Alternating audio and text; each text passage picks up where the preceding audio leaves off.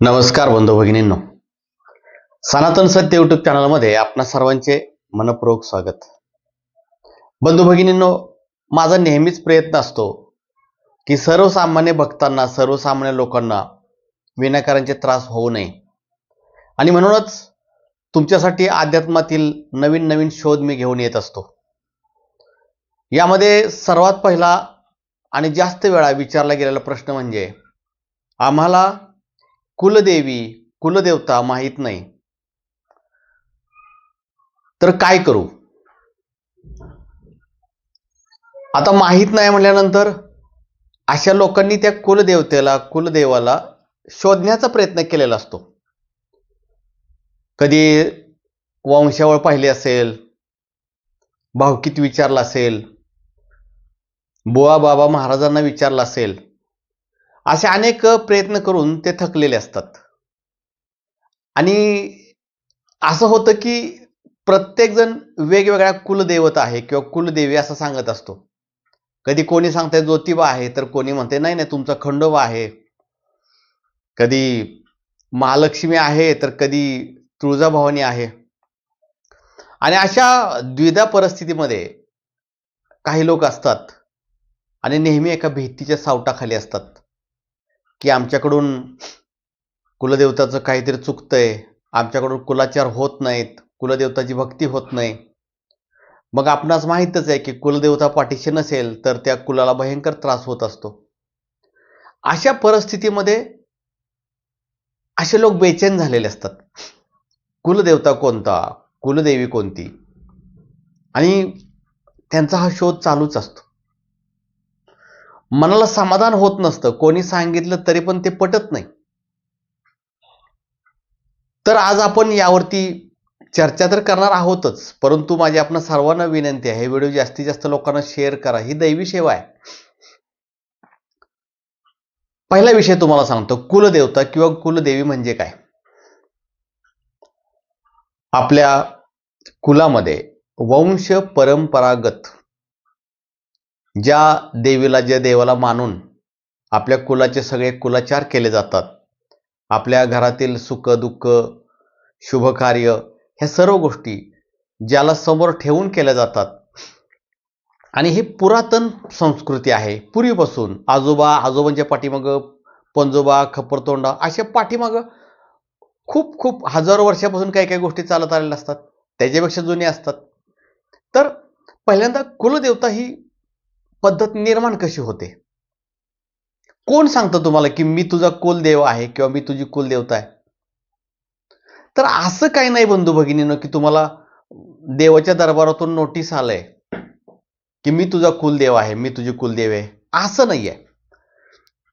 सर्वसाधारणपणे खोल जुन्या काळामध्ये आपण जाऊन याची चर्चा करायचा प्रयत्न केला तर ज्या वेळेला आपले पूर्वज कोणीही असू दे, शेकडो वर्षापूर्वी असू दे, हजारो वर्षापूर्वी असू दे, आपले जे पूर्वज आहेत, ज्या देवी देवताला ते मानत होते, म्हणजे आपला कोणीतरी पूर्वज असेलच ना की त्यानं ज्योतिबाची पूजा चालू केली, ज्योतिबा त्याचा इष्टदैवत झाला, ज्योतिबाची भक्ती करू लागला किंवा तुळजाभवानीची भक्ती करू लागला, त्याला त्याचा अनुभव येऊ लागले, त्याची त्याच्यावरती श्रद्धा बसली, तो मग तिथले सगळे कुलाचार करू लागला. मग ते पाहून त्याचे मुलं करू लागले, ते पाहून त्याचे नातू करू लागले. असा एक कुठला तरी काळ असेलच ना जिथे ह्याची सुरुवात झाली. आणि मग पिढ्यानपिढ्या करत करत हा आपला कुलदेव आणि कुलदेवी झाली आणि आपले कुलाचार चालू झाले. मी नक्की सांगतोय, असं कधीही होत नाही की ज्योतिबाच्याकडून किंवा खंडेरायाकडून तुम्हाला नोटीस आलंय की मी तुझा कुलदेव आहे, किंवा तुळजाभवानीने तुम्हाला नोटीस पडली की मी तुझी कुलदेवी आहे. असं होत नाही. अशा अंधश्रद्धेत बसू नका.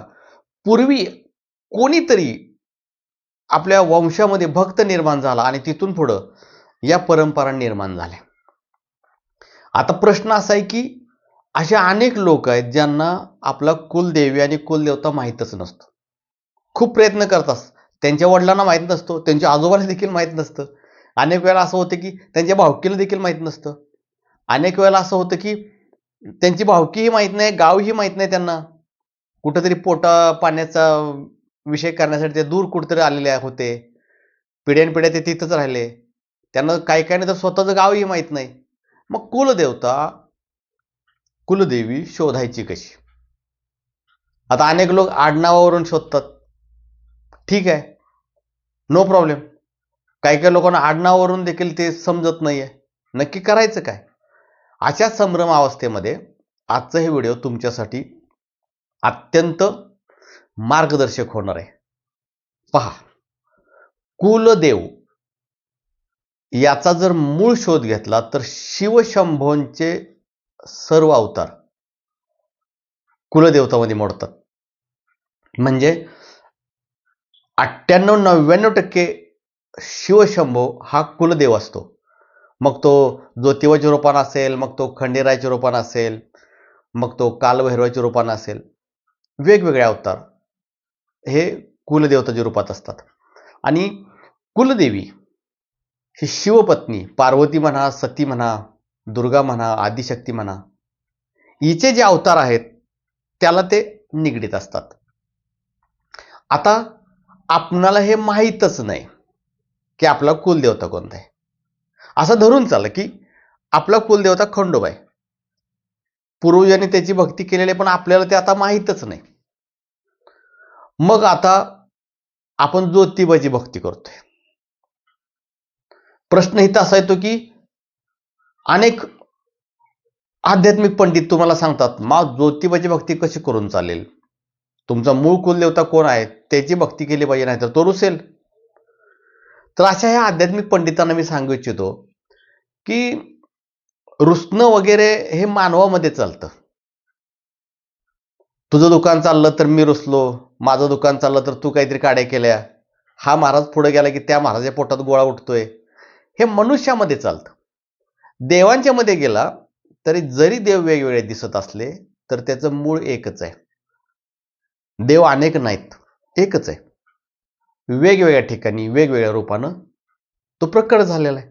त्या त्या ठिकाणी त्याला त्या त्या नावानं संबोधलं जातंय, अन्यथा तोच आहे. आता कोल्हापूरचा ज्योतिबा वेगळा आणि जेजुरीचा खंडोबा वेगळा, असं होऊ शकेल का? नाही होईल. ज्यानं ईश्वराला नीट ओळखलं नाही त्याच्यासाठी ईश्वर वेगवेगळे आहेत, अनेक आहेत. आमच्या गुरूंनी त्याचं तत्व आम्हाला कळून दिलेलं आहे, त्यामुळे आम्ही ईश्वराला दोन मानत नाही. तर आता प्रश्न असा होतो की कुलदेवता माहिती कशी करायची आणि त्याची भक्ती चालू कशी करायची? सरळ सरळ मार्गात मी तुम्हाला सांगतोय. जी तुमची इष्टदेवता असेल, शिवशंभोच्या मेन अवतारपैकी कोणीही, किंवा इष्टदेवता नसेल, पहिल्यांदा काय करा, पूर्वजांनी कोणीतरी कुलदेवता शोधली किंवा त्याची भक्ती चालू केली, तिथून पुढे ती सुरू झाली. आता आपल्याला माहित नाही, तर याचे फाउंडर तुम्हीच व्हा. म्हणजे तुमच्यापासून कुलदेवतेची ही परंपरा चालू करूया. त्यात दुःख काय? आनंदाचीच गोष्ट आहे ना. मग आता काय करायचंय, जी तुम्हाला ज्योतिबाला कुलदेव मानायचंय किंवा त्याच्याकडे तुमची श्रद्धा आहे, ज्योतिबाला कुलदेवता माना. तुम्ही खंडेरायाला मानता, खंडेरायाला माना. देवीचं कुठलीच माहित नसेल, आई तुळजाभवानी आहेच, हे दोन देव झाले.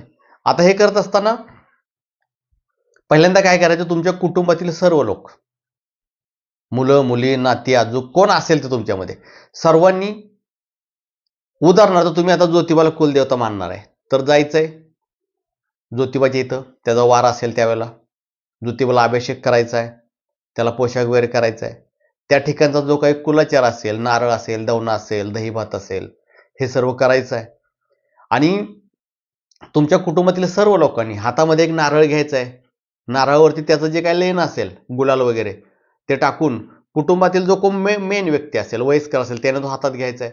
बाकीच्यांनी, घरातील सर्व सदस्यांनी त्याच्या हाताला हात लावायचा आहे आणि प्रार्थना करायची की हे ज्योतिबराया,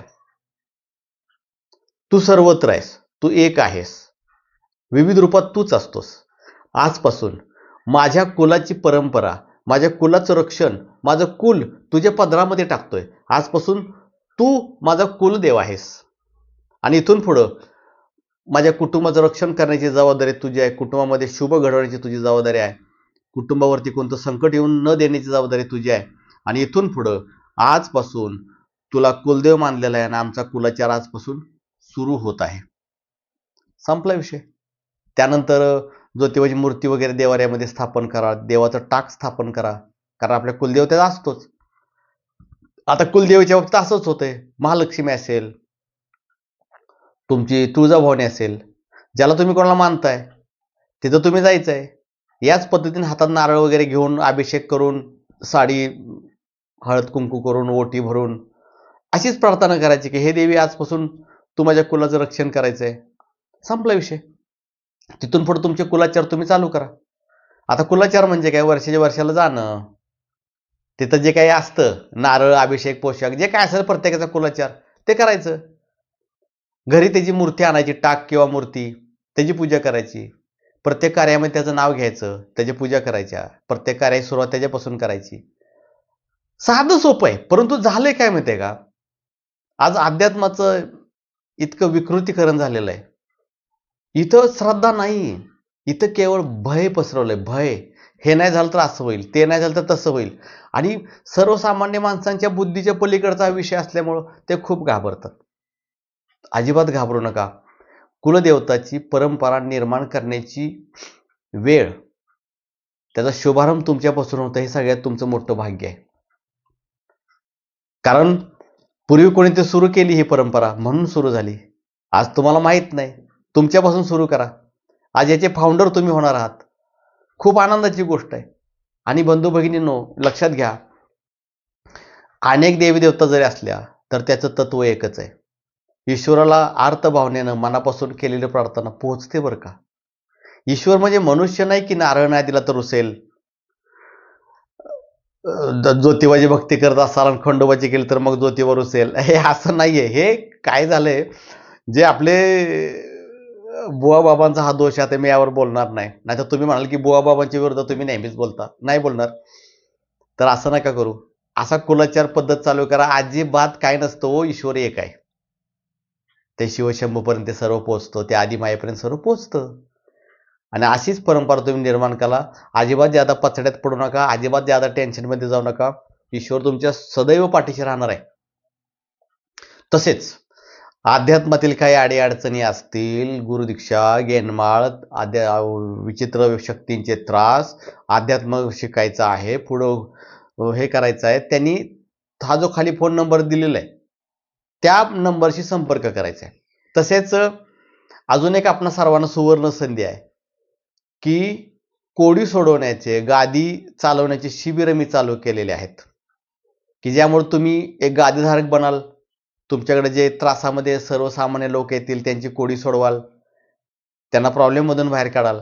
तर या शिबिरामधून आपल्या वेगवेगळ्या आध्यात्मिक विद्या तुम्हाला शिकवल्या जातात. या विद्येच्या आधारावरती तुम्ही कोडी सोडवू शकता. ज्यांना त्या शिबिराला पण यायचं आहे, तसेच दिव्य साधना शिबिर आहे त्याला पण ज्यांना यायचं आहे, किंवा जे काही त्रास असतील, काही गोष्टी असतील, तर तुम्ही या खालील फोन नंबरवरती फोन करू शकता. अजून पुन्हा एक विनंती करतोय की एवढा फोन दिलाय मी, फोन करा म्हणून सांगितलेलं आहे, तरी देखील कमेंट्समध्ये प्रश्न विचारला जातो, तुमचं ठिकाण कोणतं, तुमचा फोन नंबर कोणता. तर कृपा करून असा त्रास देऊ नका. या फोनवरती फोन करा, तुम्हाला डिटेल्स माहिती मिळेल. जय आदिशक्ती.